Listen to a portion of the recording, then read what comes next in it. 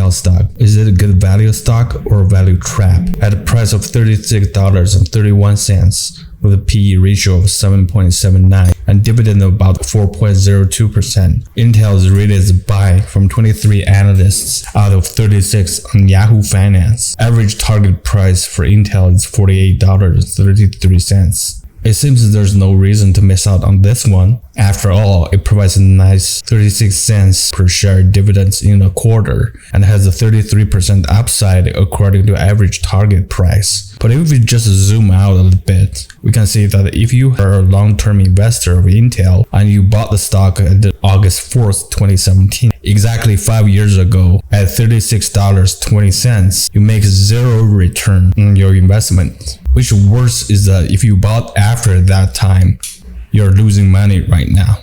The company's past 5 years earning growth is 10.6% versus the industry's 24.3%. Last year's earning growth is at 2% versus the industry's 52.7% growth. Intel last 3-quarter revenue sees a big drop from $20.53 billion in Q4 2021 to $15.32 billion in most recent Q2 2022. So what happened? Why is it Intel seems on a downtrend? Let's look at a Q2 earnings presentation to find out. In terms of quarterly report, this is Intel's biggest revenue miss since 1999. Revenue is at $15.3 billion.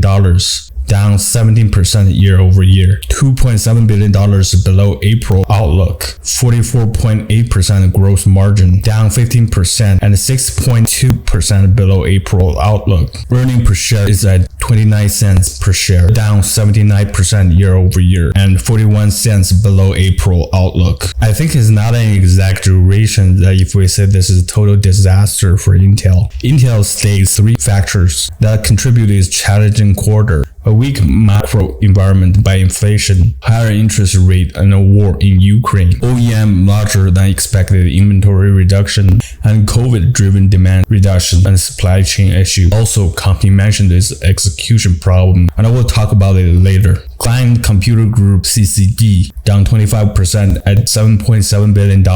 Operation income down 73%. Intel CEO said that the sharp downtrend is because of a lower demand from customer and OEM's sharp inventory reduction, a level we haven't seen in the last decades. He also said the total addressable market will be down 10% in 2022 due to consumer weakness, but he expects sequential growth in PC total addressable market because there's about 600 million PCs that are 4 years older, which supports a PC total addressable market sustainably above 300 million units. I think the reasons he provided may be the half-truth. Sure, there's a slowdown in consumer demand, addressed by other companies' earnings report as well. But what I don't quite comprehend is that why the gap is so much between estimation and reality.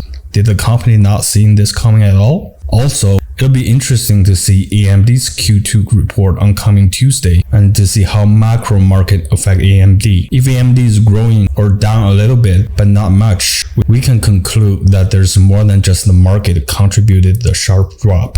Revenue down 16% for data center and the AI group at $4.6 billion. Operating income down 90% at $0.2 billion. Intel expects its DCIA to grow slower than the overall data center market. Intel thinks the macro market forces OEM inventory reduction of average sell price, and the competitors are driving data center business down as we're seeing right now. However, in my opinion, the biggest reason for it is because Intel simply can't get its product out to compete with AMD and other competitors. Its 90% operating income reduction is due to a delay of its Sapphire Rapids, higher startup cost, more money needed for investment, more pre-production charge, yet no product.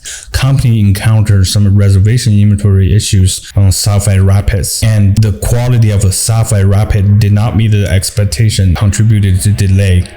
The delay will not be fully resolved until 2023, so don't expect dramatic improvement on DCIA numbers for Q3, maybe even Q4. Combined with competitors such as AMD's superb execution, I don't see Intel can do a turnaround in this DCIA business in short term. Network and Edge Group see a 11% growth on revenue, but also see a drop in operating income and operating margins due to excessive inventory and more investment costs. In its Computing and Graphic Group, company saw over 500 million loss on operation, also due to inventory and more investment costs. We can clearly see a pattern here. Intel can't execute and launch the products on time because of quality issues of its products, and must put more money into continuous technical development, which drives up its cost, reduce earning and margin. Intel states that its future products are on track, but we really must wait and see at this point. Also, Intel Foundry down with $122 million revenue and operating loss of $155 million. The only bright spot for the business is its Mobileye self-driving business, with revenue up 41%, operating income up 43% year over year.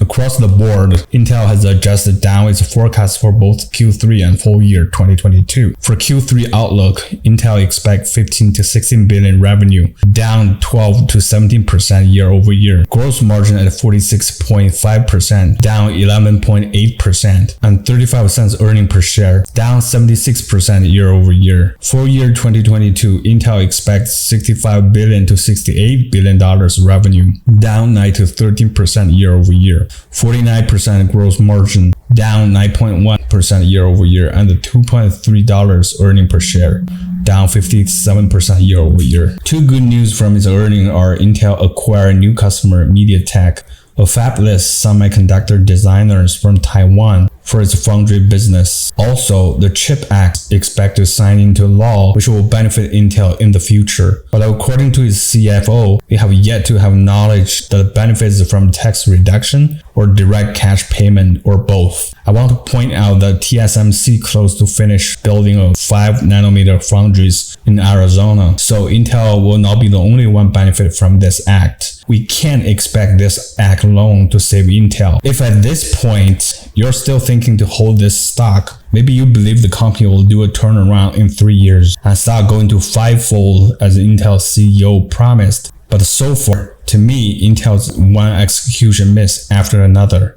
You must ask yourself, how confident are you that Intel will hit nothing but net from now on? Second, if you hold your stock because Intel has a nice dividend payout compared to other semiconductor businesses, you must check out how long can they sustain this payout. If their business keep deteriorating, are they going to cut the dividend? I know the Intel CEO promised to not cut the dividend in the quarterly report, but Intel is dipping into its cash reserve to pay out the dividend. When we look at their cash flow statement, Intel has negative $437 million free cash flow, but paying almost $3 billion dividend for the first 2 quarters in 2022. If the business is still bad in Q3 and Q4, how long can Intel sustain to pay its dividend till its management decide to cut it? Another red flag for me is that Intel has consistently increased its stock-based compensation throughout the years, even when its business is not running good for a very long time. Its first 6 months stock compensation is at the $1.6 billion compared to $1 billion same period in 2021. That's a 60% jump. This serious dilution really put more pressure on companies' existing shareholders, since stock price is already down so much this year. I understand why company doing it, but I think management should make an adjustment to put a temporary pause on its ever-increasing stock compensation and not just cut capex and push it back to later years. Overall, the stock is a big no for me. Company has consistently missed its execution. The near future is bleak.